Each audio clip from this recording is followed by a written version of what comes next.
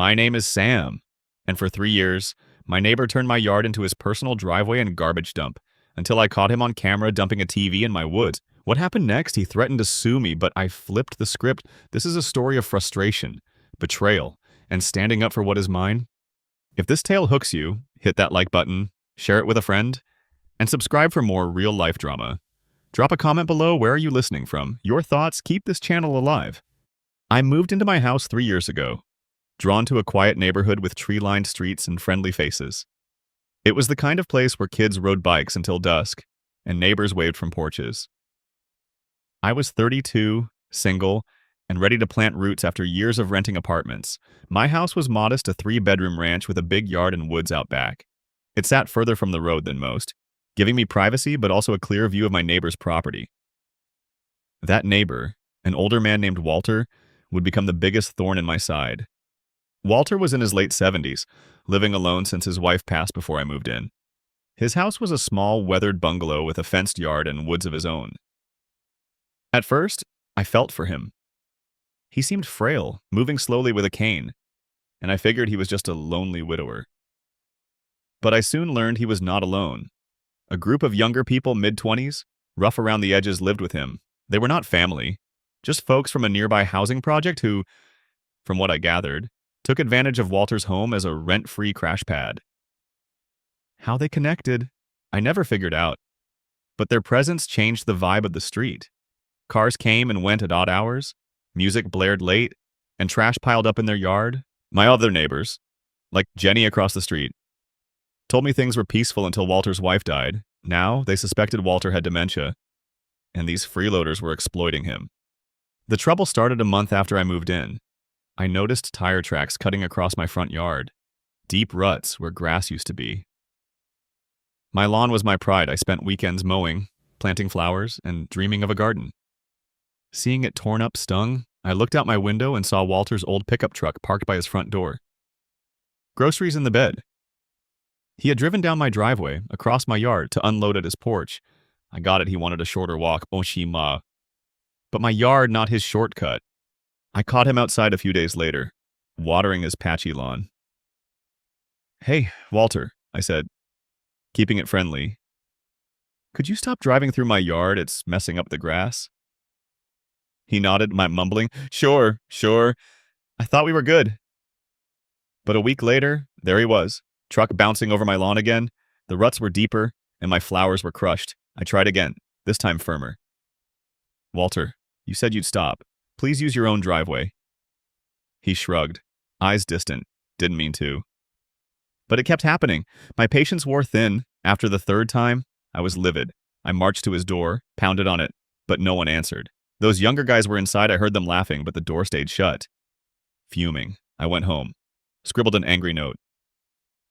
"Stop driving on my yard, or I'm calling the police." I taped it to his door with half a roll of packing tape, hoping the hassle would make my point.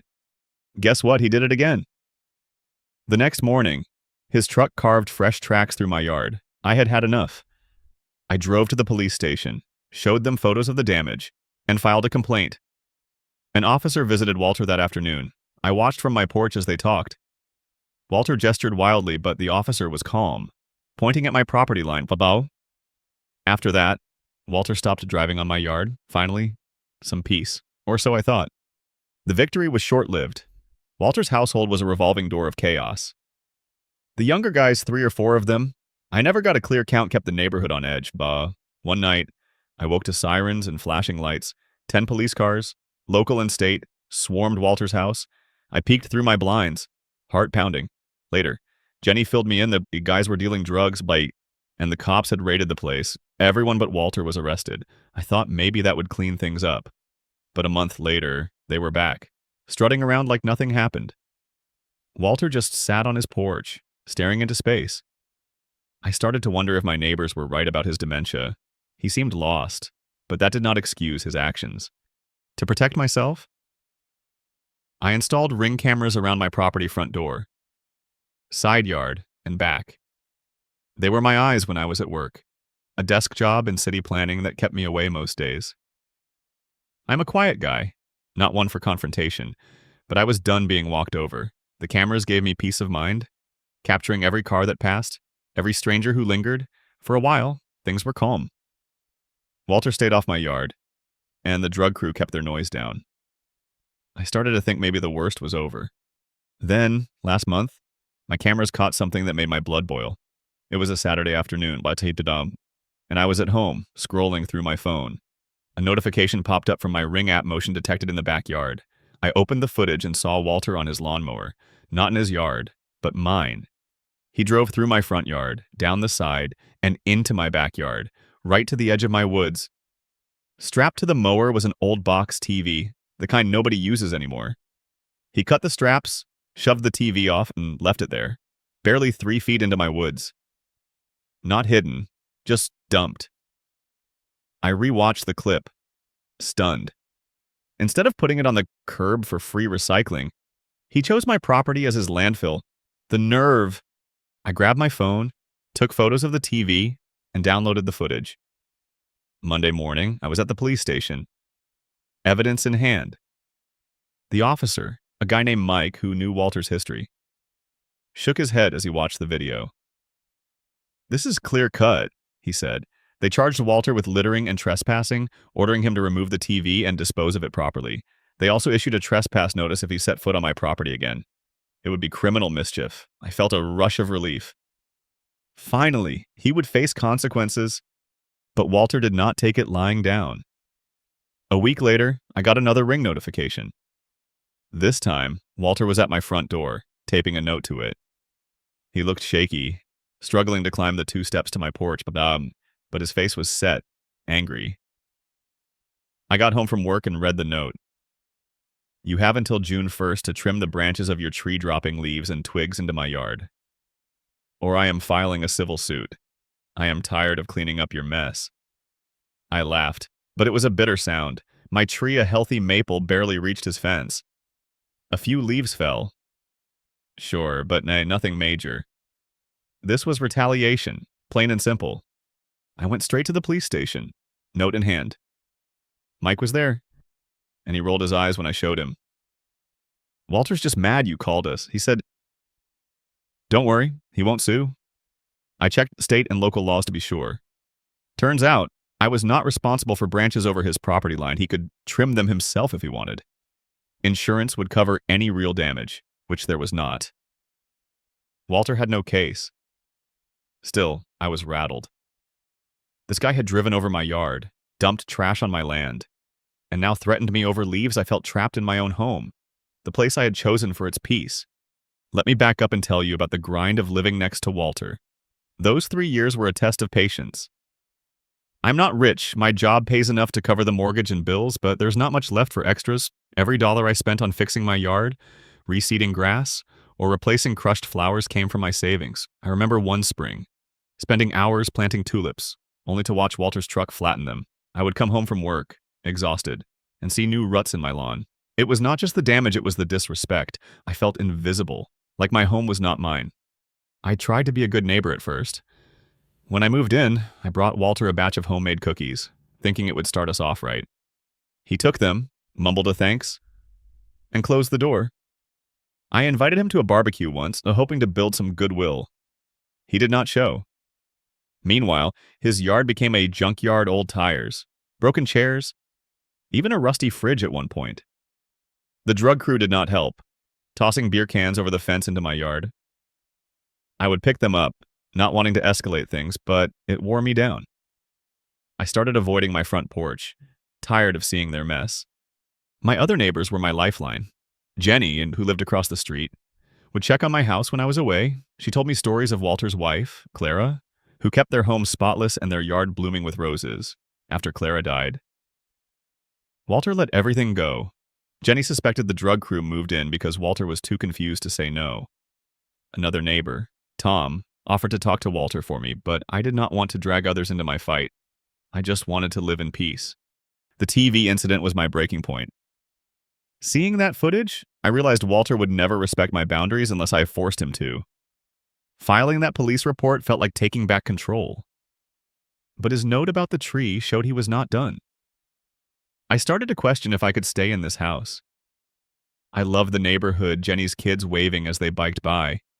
Tom's dog napping on my lawn, the quiet nights under the stars. But Walter's chaos was poisoning it. I wondered if moving was my only option, but the thought of giving up my home, my sanctuary, made my chest tight. Then came the turning point. The police had been trying to reach Walter for days about the TV.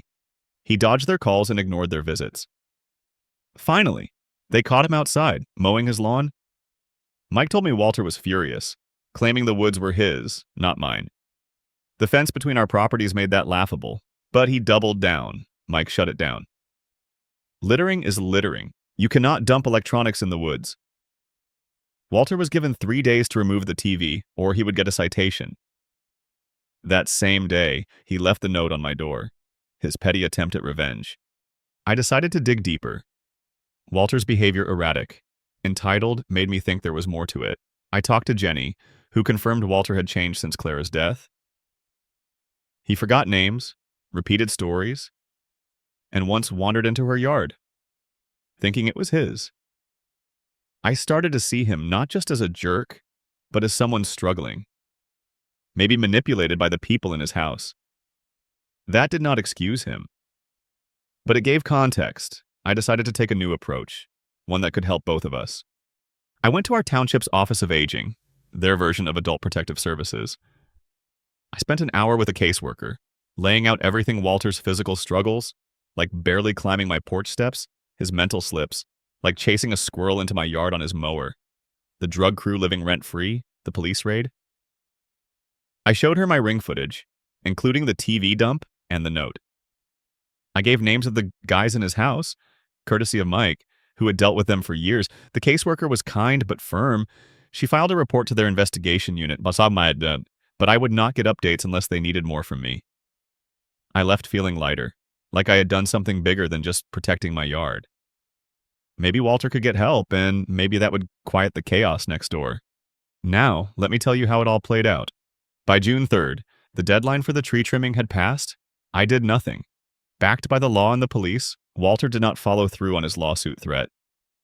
No notes, no lawyers, nothing. Mike was right, it was all bluster. Walter removed the TV, though I never saw it on the curb. For all I know, he tossed it in his own woods, but it was off my land, so I let it go. I checked with the police, and they confirmed Walter was trespassed for good. The TV removal was his last allowed step on my property. He knew the consequences of crossing that line again. I felt a weight lift. My yard was mine again. No ruts, no trash. The cameras stayed up, but I stopped checking them obsessively. I started sitting on my porch again, waving at Jenny's kids, petting Tom's dog. The neighborhood felt like home. Despite Walter's shadow, I decided not to move, at least not yet.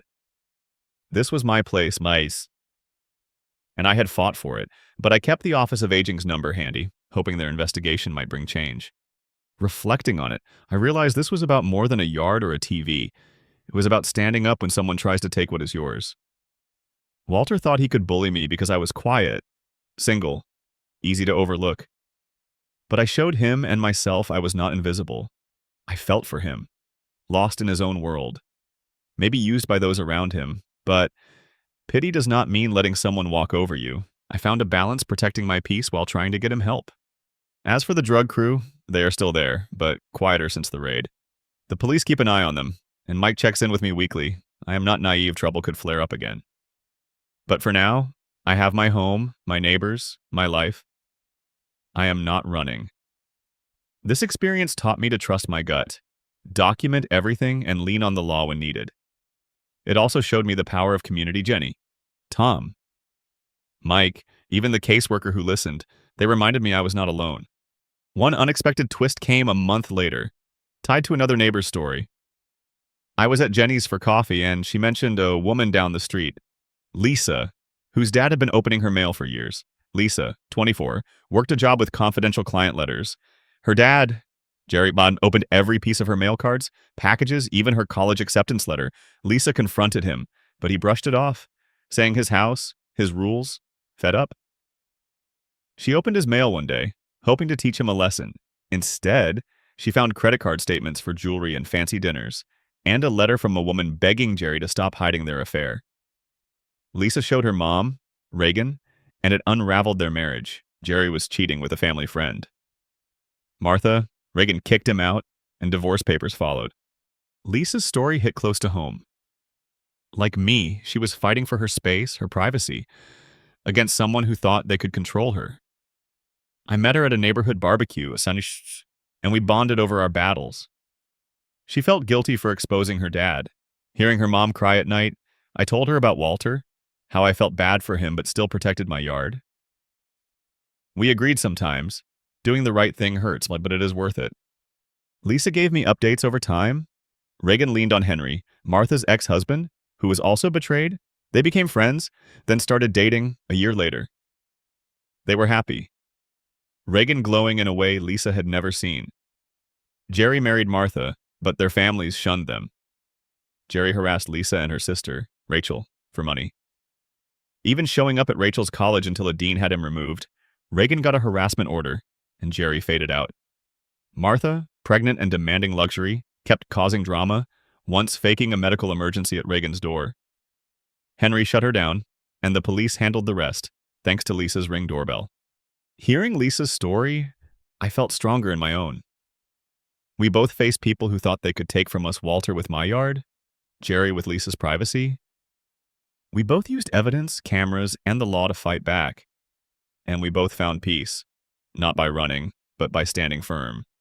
Today, my yard is green again, tulips blooming where ruts used to be. I sit on my porch, sipping coffee, watching the sunset. Walter's house is still a mess, but he stays on his side of the fence. The Office of Aging might be working behind the scenes, I hope so. For his sake, my neighbors are my family now, and I am not going anywhere. This house, this life is mine and no one will take it. If this story moved you, please like, share, and subscribe. Drop a comment. Where are you listening from? What would you have done differently? Your support means everything. Stay strong, and I will see you in the next one.